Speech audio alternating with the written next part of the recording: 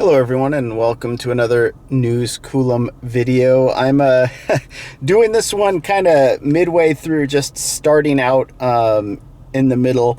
I just arrived here. It's about 57 miles into the trip. But my TPMS sensors, they went out, and so I'm finally getting them replaced. And it went from, one went out, then another one went out. Now I'm down to 3 out. And so I went ahead and scheduled at my local tire shop to get them done. Last time I talked to them, they said it was going to be about $100 per sensor, but I think that includes mounting and balancing and all of the other stuff. I'm going to ask them to rotate the tires while they do it. I've been too lazy. But on the way down, right, it's a 2 o'clock appointment, so I still have about 45 minutes before I need to be there. But I wanted to stop by this Pilot in Orland off of I-5. It's the one with the construction stuff, and there's renovations going on. And I just wanted to confirm, because it's been a few weeks since I've been out here, just whether they're making any sort of progress with the chargers that are supposed to be going in. And happy day, I think we finally have some confirmation. All right, so I made a quick talk with the guy who's working on it. I guess they're a subcontractor working with OWL, which of course is the group that's installing, and they did confirm this is going to be a charger location. But they also confirmed the tree and the lamp posts are going to go out. They're going to be pulled out, and there will be a canopy put in. This is actually a really nice spot here in terms of entrance and exit to the location. And then of course, you'll have to walk a little ways to get to like the Wendy's or whatever. So it doesn't look like they're going to put them in where that annex is. It's going to put them right here, right by the road, right by the auto entrance and exit. So they said it's going to be about 30 days before construction completes, and then it's California, so we don't know how long it's going to take for permitting, site inspections, and transformers, things like that. So hopefully it doesn't take too long, but let's hit the road. Now I only have 40 minutes before I have to get my tire sensors put in, and we have a little ways to drive. All right, well, maybe checking in just a little bit quicker than you thought. Literally on the other side of the freeway here, just hopped over. I wanted to check this site out. This is the Blue Plate restaurant. Used to be Berry Patch, used to have one of the very first original Tesla Roadster chargers here. That got pulled out. Someone actually pulled it out and left it on the side, and I don't think Tesla ever came to get it. I think someone else just randomly came by and picked it up and took it out. But that was later replaced by this other EVgo charger site. And I don't know if this is abandoned hardware.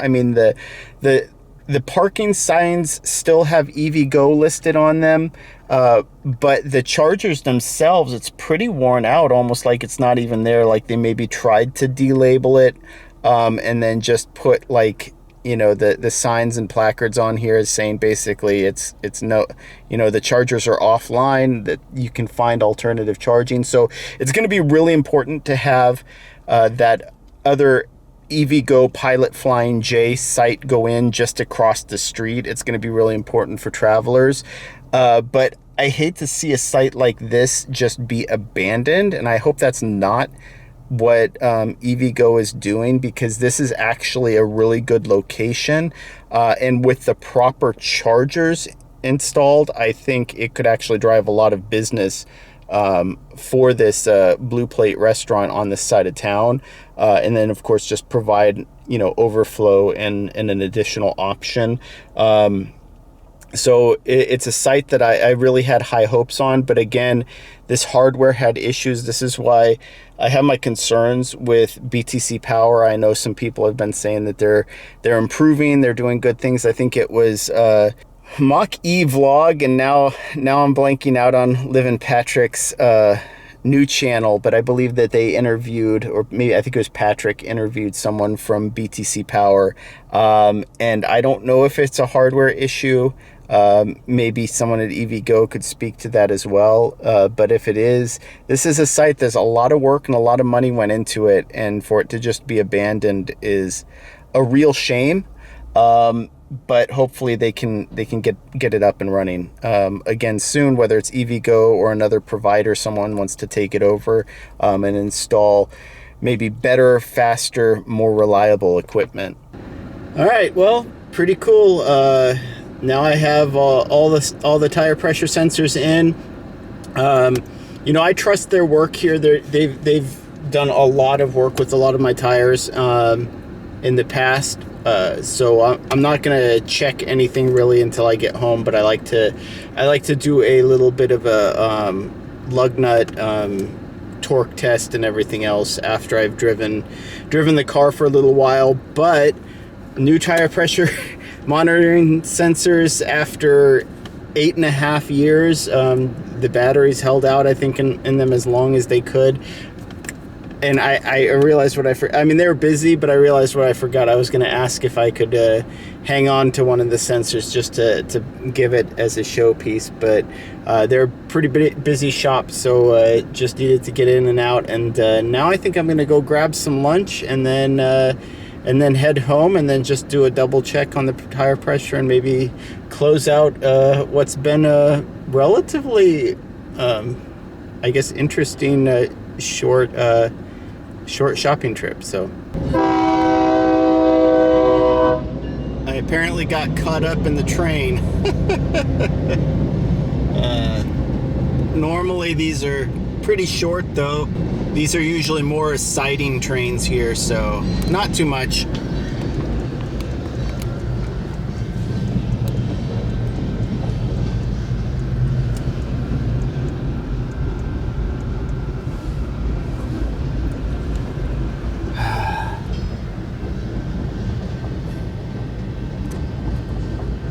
All right, well, mission accomplished. We're back home, just under 123 miles.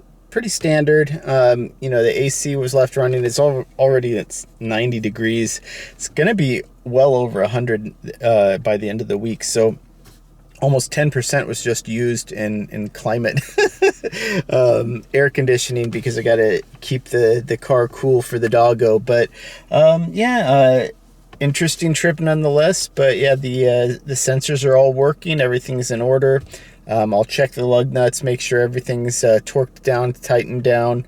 Nothing's out of order. I'll probably pump up the tires a little bit more than this. And then, yeah, I'll just keep track of it, make sure I know. Like I said, the sensors lasted about 8 years, almost 8.5 years. And, you know, and they're doing all right. And then I kind of wanted to get this done before I did my 8.5 year, almost 190,000 mile review, which I owe everybody. So stay tuned for that. I'll do a 1,000-kilometer challenge in this 8.5-year-old Chevrolet Bolt EV with a refreshed battery, and then just see how long that takes me through the California corridor, and I'll update on all of the expenses and things like that I've had over the years. But I'll just say this: the overall cost of ownership has not been that high for this car. And then, of course, interesting news with the Owl is finally constructing the Pilot Flying J, or the Pilot EVgo GM-Energy EVgo site in Orland, California, off of I-5. So I'll be sure to update Walter at the Network Architect channel. If you don't already follow him, you should. He's keeping track of a lot of this stuff. And yeah, all's well that ends well. And little boy, I think, is telling me he wants to eat. So I better get going. Thank you for watching.